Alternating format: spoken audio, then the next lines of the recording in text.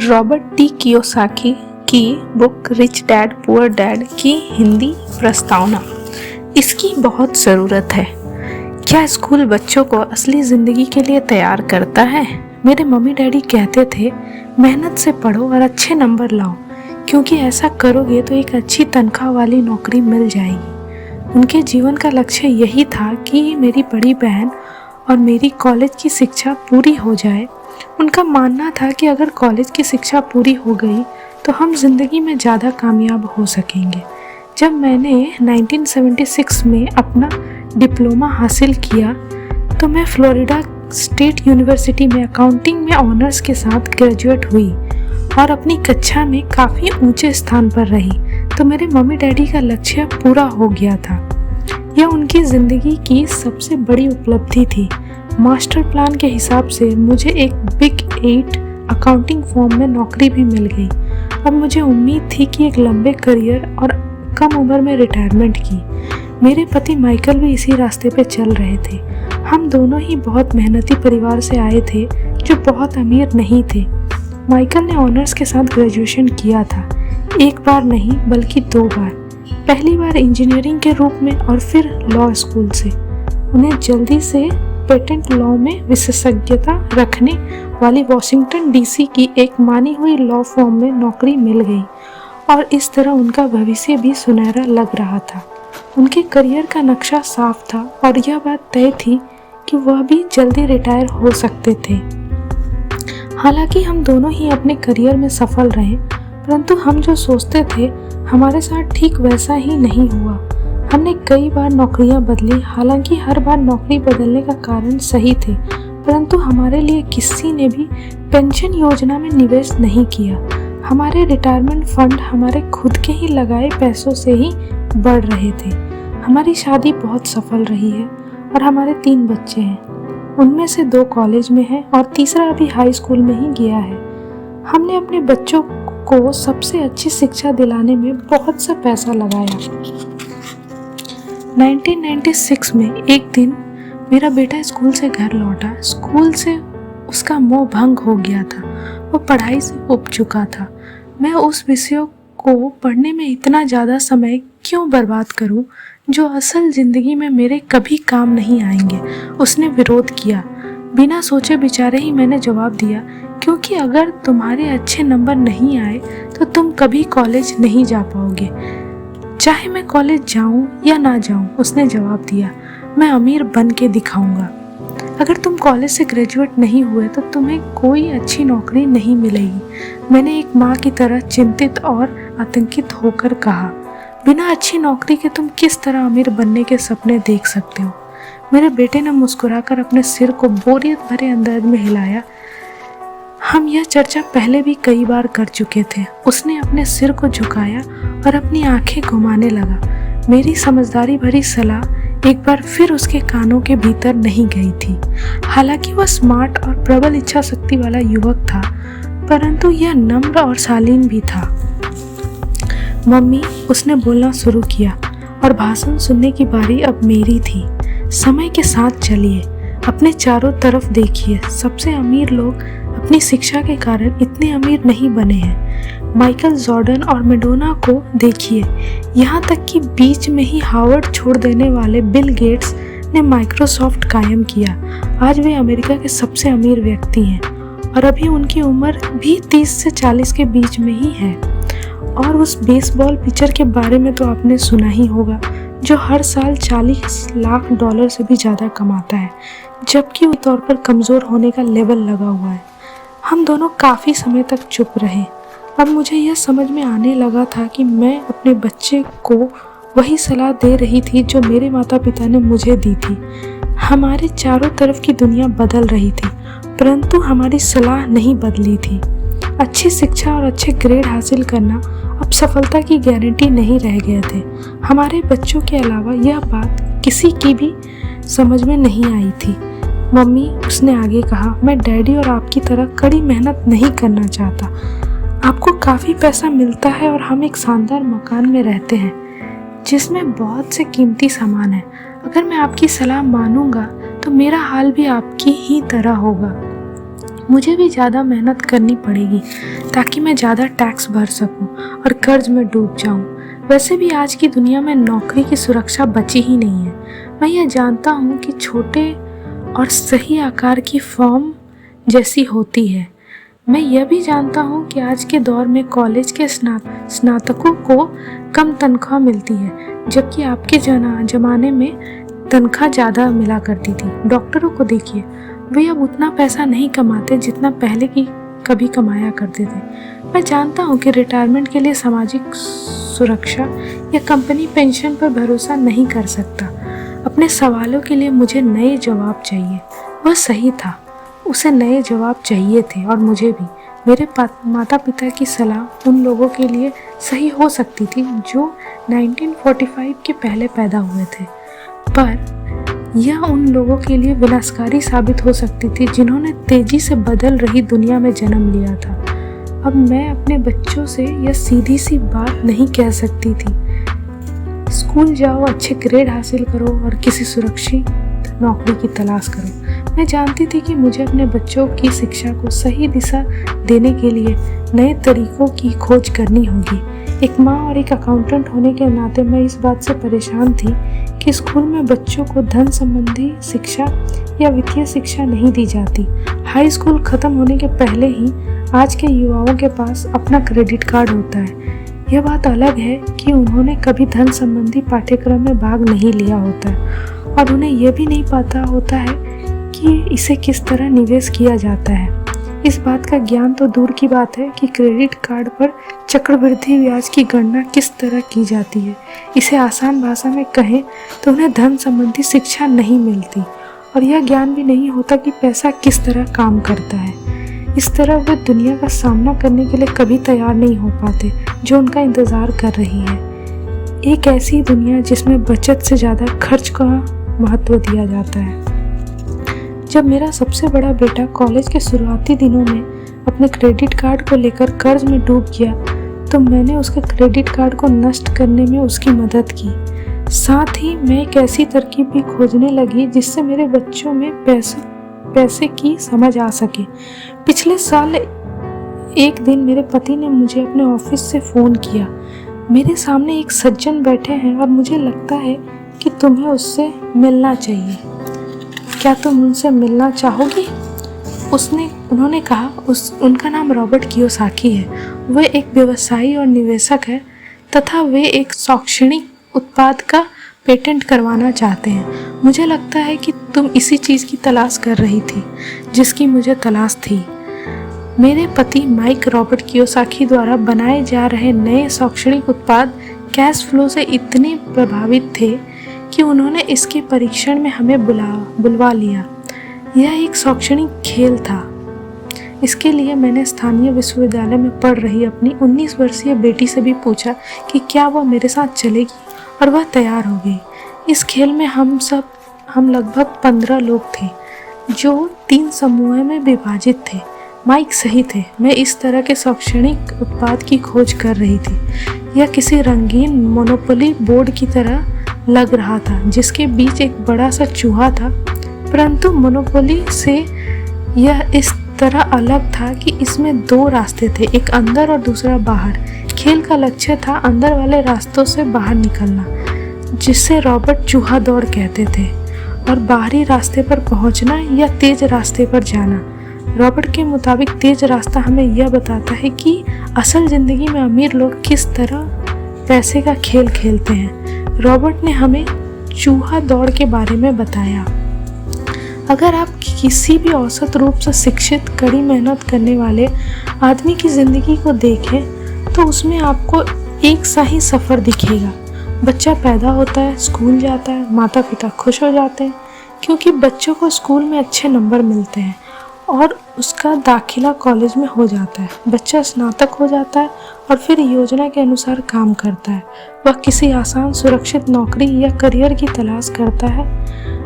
बच्चों को ऐसा ही काम मिल जाता है। शायद वह डॉक्टर या वकील बन जाता है या वह सेना में भर्ती हो जाता है या फिर वह सरकारी नौकरी करने लगता है। बच्चा पैसे कमाने लगता है, उसके पास थोक में क्रेडिट कार्ड आने लगते हैं और अगर अब तक उसने खरीदारी करना शुरू नहीं किया तो अब जमकर खरीदारी शुरू हो जाती है। खर्च करने के लिए पैसे पास में होते हैं तो वह उन जगहों पे जाता है जहां उसकी उम्र के ज़्यादातर नौजवान जाते हैं, लोगों से मिलते हैं, डेटिंग करते हैं और कभी कभार शादी भी कर लेते हैं। अब जिंदगी में मज़ा आ जाता है क्योंकि आजकल पुरुष और महिलाएं दोनों नौकरी करते हैं। 2 तनख्वाहें बहुत सुखद लगती है। पति पत्नी दोनों को लगता है कि उनकी ज़िंदगी सफल हो गई। उन्हें अपना भविष्य सुनहरा नज़र आता है। अब वे घर, कार, टेलीविज़न खरीदने का फैसला करते हैं, छुट्टियां मनाने कहीं चले जाते हैं और फिर उनके बच्चे हो जाते हैं। बच्चों के साथ उनके खर्चे भी बढ़ जाते हैं। खुशहाल पति पत्नी सोचते हैं कि ज़्यादा पैसा कमाने के लिए अब उन्हें ज़्यादा मेहनत करनी होगी। उनका करियर अब उनके लिए पहले से भी ज़्यादा मायने रखता है। वे अपने काम में ज़्यादा मेहनत करने लगते हैं ताकि उन्हें प्रमोशन मिल जाए या उनकी तनख्वाह बढ़ जाए। तनख्वाह बढ़ती है पर उसके साथ साथ ही दूसरा बच्चा पैदा हो जाता है। अब उन्हें एक बड़े घर की ज़रूरत महसूस होती है। वे नौकरी में और भी ज़्यादा मेहनत करते हैं, बेहतर कर्मचारी बन जाते हैं और ज़्यादा मन लगाकर काम करने लगते हैं। ज़्यादा विशेषज्ञता हासिल करने के लिए वे एक बार फिर किसी स्कूल में जाते हैं ताकि वे ज़्यादा पैसे कमा सकें। हो सकता है कि वे दूसरा काम भी खोज लें। उनकी आमदनी बढ़ जाती है परंतु अब आमदनी पर उन्हें इनकम टैक्स भी चुकाना पड़ता है। यही नहीं, उन्होंने जो बड़ा घर खरीदा है उस पर भी टैक्स देना होता है। इसके अलावा उन्हें सामाजिक सुरक्षा का भी टैक्स चुकाना होता है। इसी तरह बहुत से टैक्स चुकाते चुकाते उनकी तनख्वाह चूक जाती है। वे अपनी बढ़ी हुई तनख्वाह लेकर घर आते हैं और हैरान होते हैं कि इतना सारा पैसा आखिर कहाँ चला जाता है। भविष्य के लिए बचत के हिसाब से वे कुछ म्यूचुअल फंड भी खरीद लेते हैं और अपने क्रेडिट कार्ड से घर का किराना खरीदते हैं। उनके बच्चों की उम्र अब 5 से 6 साल हो जाती है। यह चिंता भी उन्हें सताने लगती है कि बच्चों के कॉलेज की शिक्षा के लिए भी बचत अब ज़रूरी है। इसके साथ ही उन्हें अपने रिटायरमेंट के लिए भी पैसा बचाने की चिंता भी सताने लगती है। 35 साल पहले पैदा हुए वह खुशहाल दंपति अब अपनी नौकरी के बाकी दिन चूहा दौड़ में फंसकर बिताते हैं। वे अपनी कंपनी के मालिकों के लिए काम करते हैं, सरकार को टैक्स चुकाने के लिए काम करते हैं और बैंक में अपनी गिरवी संपत्ति तथा क्रेडिट कार्ड के कर्ज को चुकाने के लिए काम करते हैं। फिर वे अपने बच्चों को यह सलाह देते हैं कि उन्हें मन लगाकर पढ़ना चाहिए, अच्छे नंबर लाना चाहिए और किसी सुरक्षित नौकरी की तलाश करनी चाहिए। वे पैसे के बारे में कुछ भी नहीं सीखते और इसीलिए वे ज़िंदगी भर कड़ी मेहनत करते रहते हैं। यह प्रक्रिया पीढ़ी दर पीढ़ी चलती रहती है। इसे चूहा दौड़ कहते हैं। चूहा दौड़ से निकलने का एक ही तरीका है, वह यह कि आप अकाउंट्स और इन्वेस्टमेंट दोनों ही क्षेत्रों में निपुण हो जाएं। दिक्कत यह है कि इन दोनों ही विषयों में बोरिंग और कठिन माना जाता है। मैं खुद एक CPA हूँ और मैंने बिग 8 अकाउंटिंग फर्म के लिए काम किया है। मुझे यह देखकर ताज्जुब हुआ कि रॉबर्ट ने इन दोनों बोरिंग और कठिन विषयों को सीखना कितना रोचक और सरल और रोमांचक बना दिया था। सीखने की प्रक्रिया इतनी अच्छी तरह छुपा ली गई थी कि जब हम चूहा दौड़ से बाहर निकलने के लिए जी जान लगा रहे थे तो हमें ध्यान ही नहीं रहा कि हम कुछ सीख रहे हैं। शुरू में तो हम एक नए शैक्षणिक खेल का परीक्षण कर रहे थे परंतु जल्दी ही इस खेल में मुझे और मेरी बेटी को मज़ा आने लगा। खेल के दौरान हम दोनों एक ऐसे विषयों पर बात कर रहे थे जिनके बारे में हमने कभी पहले बात नहीं की थी। एक लेखपाल होने के कारण इनकम स्टेटमेंट और बैलेंस शीट से जुड़ा खेल खेलने में मुझे कोई परेशानी नहीं हुई। मैंने खेल के नियम और इसकी बारीकियां समझाने में अपनी बेटी और दूसरे लोगों की मदद भी की।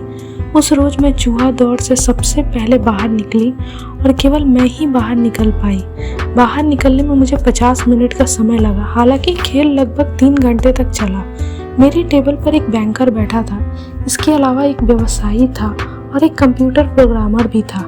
मुझे यह देखकर बहुत हैरत हुई कि इन लोगों को अकाउंटिंग या इन्वेस्टमेंट के बारे में कितनी कम जानकारी है, जबकि ये विषय उनकी ज़िंदगी में कितना ज़्यादा अहमियत रखते हैं। मेरे मन में यह सवाल भी उठ रहा था कि वे असल ज़िंदगी में अपने पैसे ढेले के कारोबार को कैसे संभालते होंगे।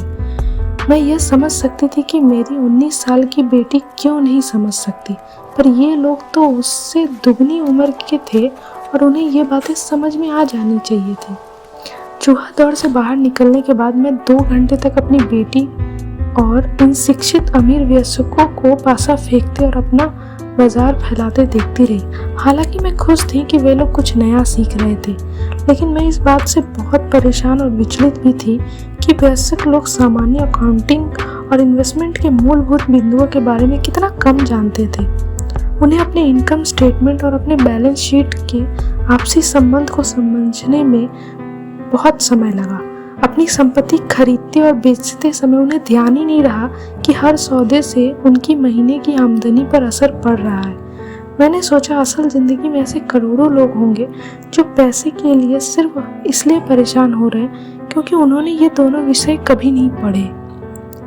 मैंने मन में सोचा, भगवान का शुक्र है कि हमें मजा आ रहा है और हमारा लक्ष्य खेल में जीतना है।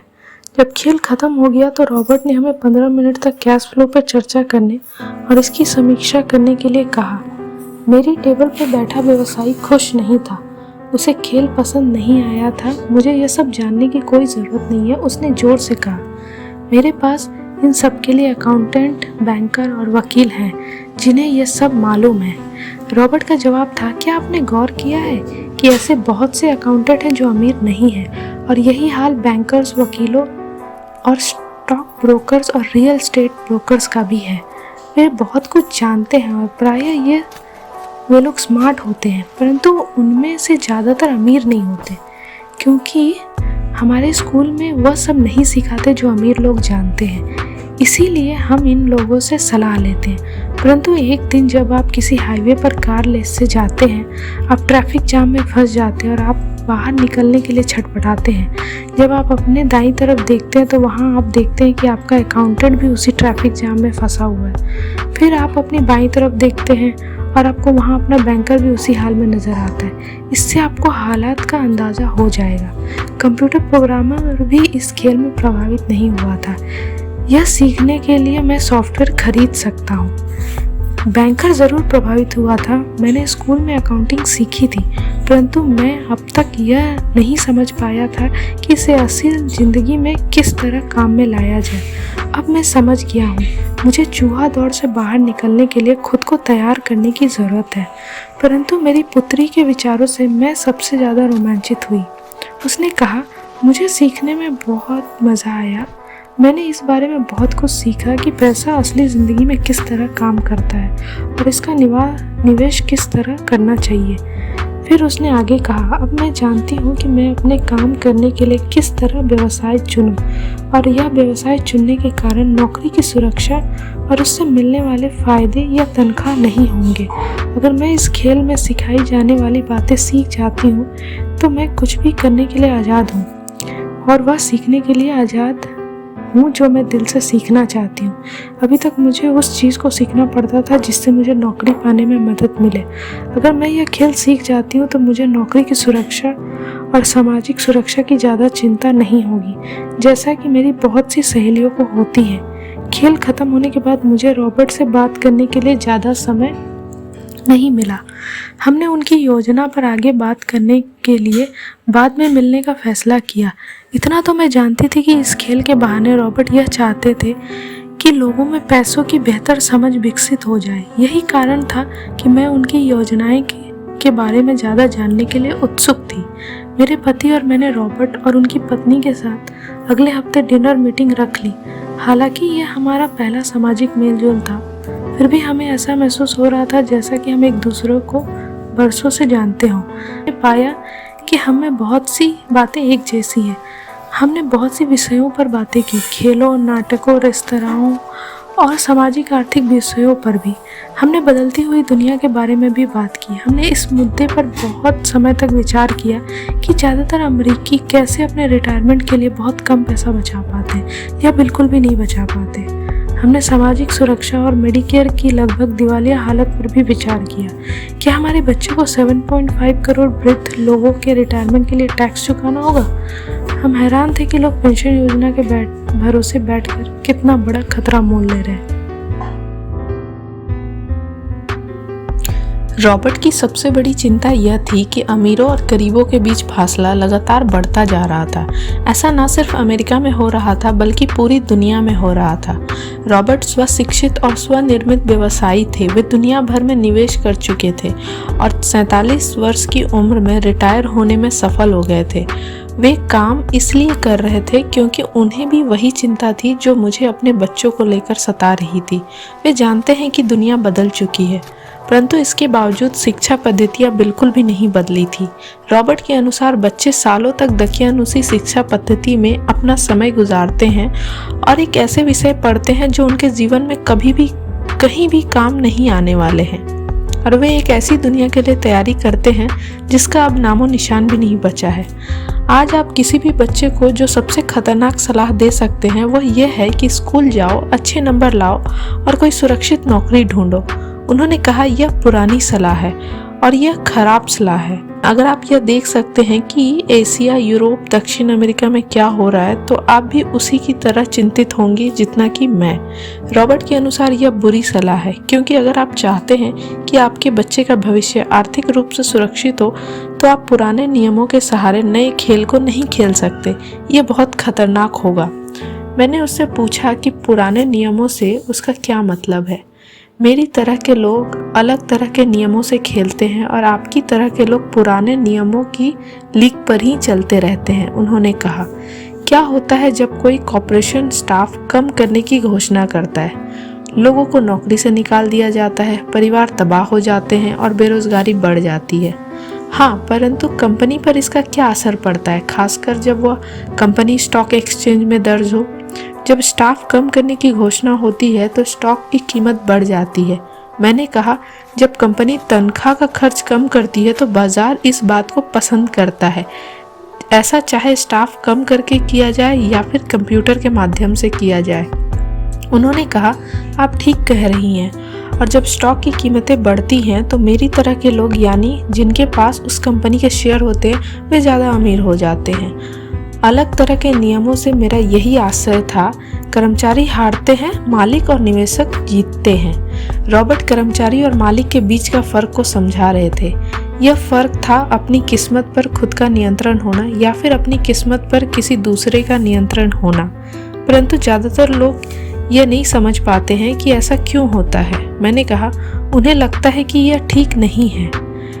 उसका जवाब था, इसीलिए तो बच्चों से यह कहना मूर्खता है कि अच्छी शिक्षा प्राप्त करो। यह सोचना मूर्खता है कि स्कूलों में दी जा रही शिक्षा से बच्चे उस दुनिया का सामना करने के लिए तैयार हो जाएंगे जिसमें वे कॉलेज के बाद पहुंचने वाले हैं। हर बच्चे को ज़्यादा शिक्षा की ज़रूरत है, एक अलग तरह की शिक्षा की, और उन्हें नए नियमों के जानने की भी ज़रूरत है, अलग तरह के नियमों को जानने की। धन के कुछ नियम होते हैं जिनसे अमीर लोग खेलते हैं और धन के कुछ और नियम होते हैं जिनसे बाकी 95% लोग खेलते हैं, और ये 95% लोग उन नियमों को अपने घर और स्कूल में सीखते हैं। इसीलिए आजकल किसी बच्चे से यह कहना खतरनाक है कि मन लगाकर पढ़ो और अच्छी नौकरी खोजो। आज बच्चों को अलग तरह की शिक्षा की ज़रूरत है और आज की शिक्षा नीति उन्हें कुछ मूलभूत बातें नहीं सिखा पा रही हैं। इस बात से कोई फ़र्क नहीं पड़ता कि क्लासरूम में कितने कंप्यूटर रखे हैं या स्कूल कितना पैसा खर्च कर रहे हैं। जब शिक्षा नीति में यह विषय ही नहीं है तो उसे किस तरह से पढ़ाया जा सकता है? अब सवाल यह उठता है कि किस तरह माता पिता अपने बच्चों को वह सिखा सकते हैं जो वह स्कूल में नहीं सीख पाते। आप अपने बच्चों को अकाउंटिंग किस तरह से सिखाते हैं? क्या इससे वे बोर नहीं हो जाते? और आप उन्हें किस तरह से निवेश करना सिखाएंगे जब एक पालक के रूप में आप खुद निवेश के खतरे से डरते हैं? अपने बच्चों को सुरक्षित जीवन जीने के लिए तैयार करने के बजाय मैंने ये बेहतर समझा कि उन्हें रोमांचक जीवन के लिए तैयार किया जाए। तो आप किस तरह किसी बच्चे को धन और उन सब चीज़ों के बारे में सिखा सकते हैं जिन पर हमने अभी विचार किया है? मैंने रॉबर्ट से पूछा। हम किस तरह इसे माता पिता के लिए आसान बना सकते हैं, खासकर तब जब उन्हें खुद ही इसकी समझ ना हो? उन्होंने कहा, मैंने इस विषय पर एक पुस्तक लिखी है। वो पुस्तक कहाँ है? मेरे कंप्यूटर में। यह वर्षों से वहीं बिखरी पड़ी है। मैं कभी कभार उसमें कुछ बातें जोड़ देता हूँ, परंतु मैं आज तक उसे कभी इकट्ठा नहीं कर पाया। मैंने इस पुस्तक को तब लिखना शुरू किया था जब मेरी पहली पुस्तक बेस्ट सेलर हो गई थी, परंतु मैं अभी तक अपनी नई पुस्तक को पूरा नहीं कर पाया हूँ। यह अभी भी खंडों में है और वह पुस्तक निश्चित रूप से खंडों में ही थी। उस बेतरीब खंडों को पढ़ने के बाद मैंने ये फैसला किया कि पुस्तक निश्चित रूप से बेहतरीन थी और समाज में इसकी बहुत ज़रूरत थी, खासकर ऐसे समय में जब दुनिया तेज़ी से बदल रही थी। हम दोनों तत्काल इस निर्णय पर पहुँचे कि मैं रॉबर्ट की पुस्तक में सहलेखक बन जाऊं। मैंने उनसे पूछा कि उनके विचार से किसी बच्चे को कितनी वित्तीय शिक्षा की ज़रूरत होती है।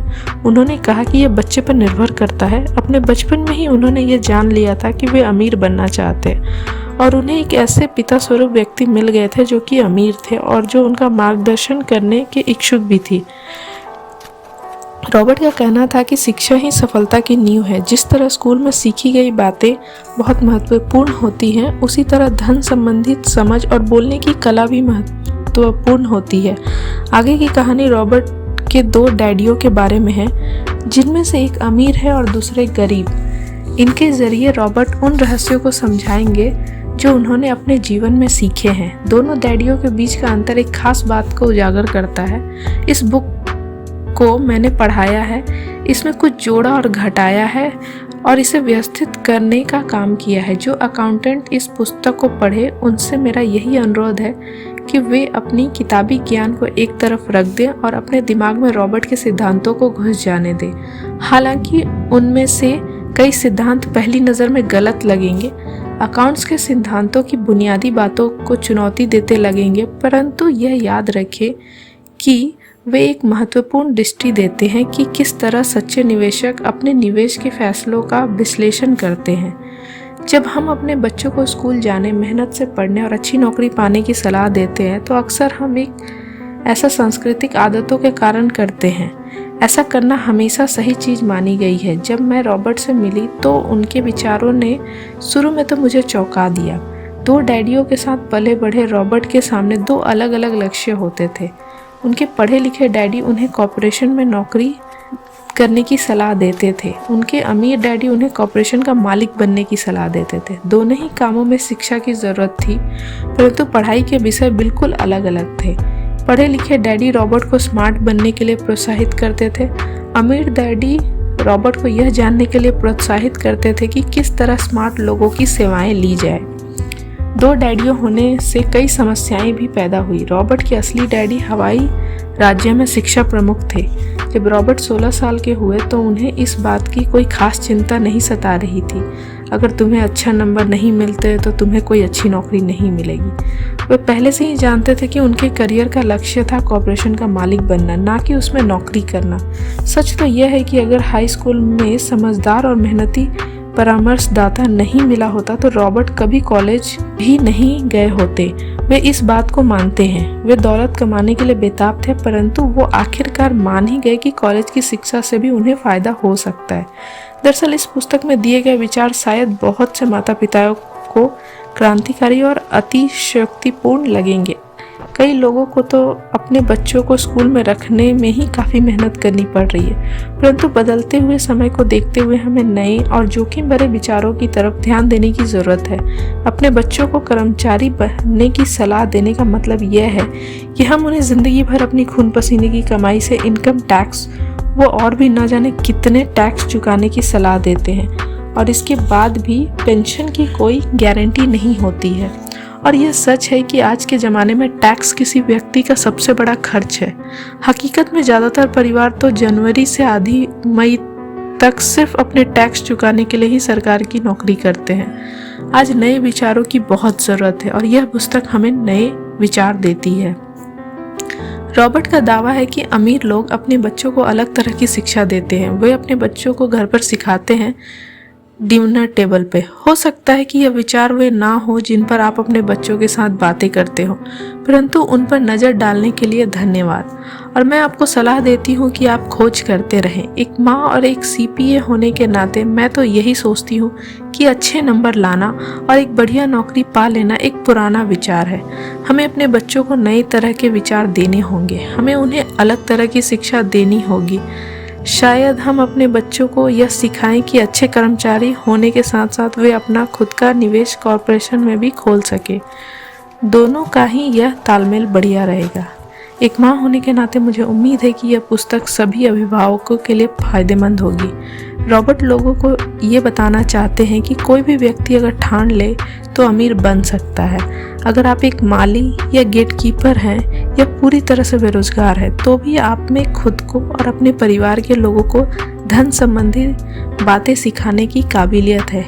यह याद रखें कि धन संबंधी बुद्धि वह दिमागी तरीका है जिससे हम अपनी धन संबंधी समस्याओं को सुलझाते हैं। आज हम एक ऐसे विश्वव्यापी तकनीकी परिवर्तनों का सामना कर रहे हैं जिनका सामना हमने आज से पहले कभी नहीं किया। किसी के पास भी जादू की पुड़िया नहीं है, परंतु यह बात तो तय है, ऐसे परिवर्तन हमारे सामने आने वाले हैं जो हमारे यथार्थ से परे हैं। कौन जाने भविष्य हमारे लिए क्या लाता है, पर जो भी हो, हमारे पास दो मूलभूत विकल्प मौजूद है। या तो हम सुरक्षा की राह पर चलें या फिर हम स्मार्ट बनकर खुद को धन संबंधित क्षेत्रों में शिक्षित करें और अपने बच्चों को धन संबंधी प्रतिभा को भी जागृत करें।